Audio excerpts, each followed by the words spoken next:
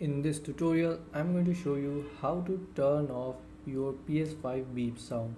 So make sure to watch till the end so you do not miss any important steps. And if you're looking for discounts on PS5 games and accessories, you can check out the links in the description below.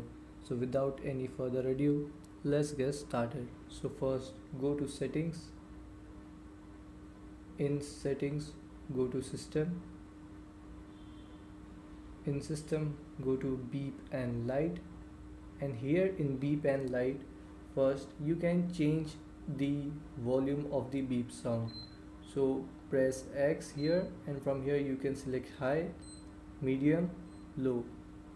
So to select the beep sound volume, just you have to go on that low, medium or high and press X. And if you want to just mute the beep sound completely, go here and press X, and the beep sound is now muted on your PS5.